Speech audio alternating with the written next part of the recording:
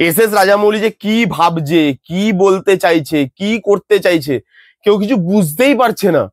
পুরো জিনিসটাকে ঘেটে রেখে দিয়েছে।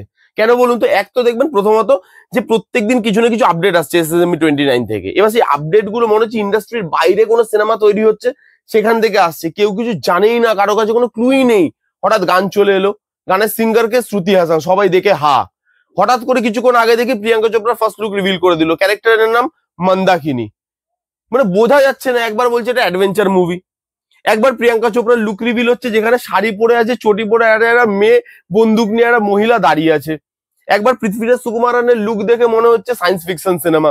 মানে এটা কি বানাচ্ছে, কি করছে ভাই, কিছু বোঝা যাচ্ছে না। এবং এটাই রাজামৌলির সিনেমার মজা।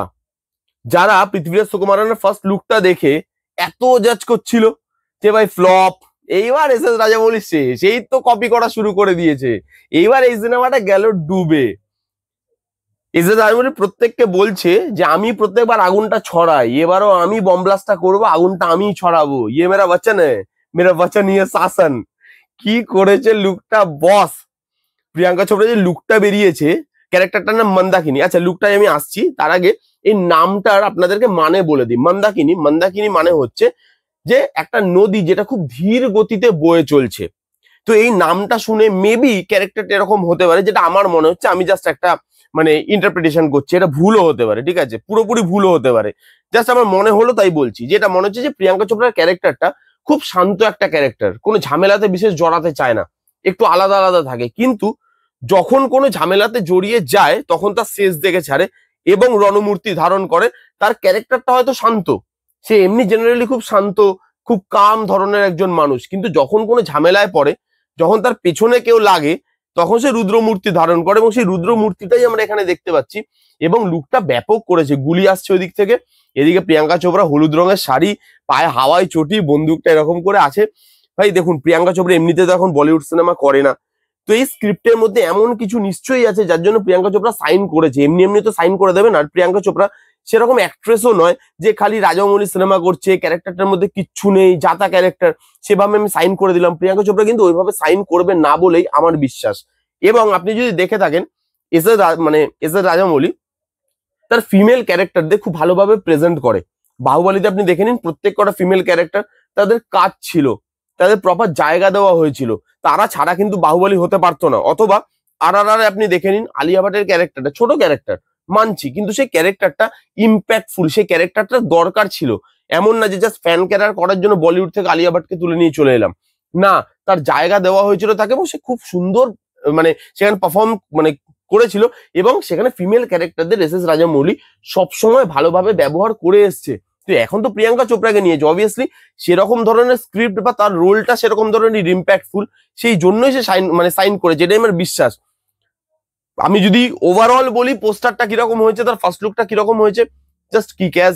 এক তো ওরকম ধরনের একটা গেট আপ, মানে এটা যদি নর্মাল জামা কাপড় হতো যে একটা ওয়ার করছে বা অ্যাকশন করছে, অ্যাকশনের তো ড্রেস আলাদা হয়, তো সেরকম যদি ড্রেস হতো চলো মানতে পারতাম যে মডার্ন ড্রেস পরে কেউ অ্যাকশন করছে, ওকে ফাইন।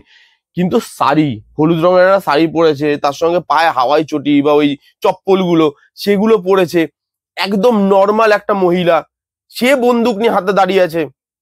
ভাই বুঝতে পারছি না এস এস রাজামৌলি কি করবে। 15 তারিখে ইভেন্ট আছে, সেই ইভেন্টে তিনি কি আনতে চলেছেন, তিনি কত বড় জিনিস আনতে চলেছেন, আর কি কি রিভিল করবে কেউ জানে না। বাট আপাতত প্রত্যেকদিন আসছে এবং সেটা সারপ্রাইজের মতোই আসছে, কেউ জানে না কোত্থেকে আসছে, কেউ জানে না আজকে আসবে কি আসবে না, হঠাৎ করে আসছে এবং সেই সারপ্রাইজ গুলো ভালো লাগছে দেখতে। ফার্স্টের লুকটা নিয়ে কন্ট্রোভার্সি হয়েছে, মানে পৃথ্বীরাজ সুকুমারের লুকটা নিয়ে কন্ট্রোভার্সি হয়েছে, ওটা কপি বলা হয়েছে অনেক জায়গা থেকে এবং এটা সত্যি কপি। তো সেখান থেকে সেই সেই ইয়েগুলোকে আনা হয়েছে।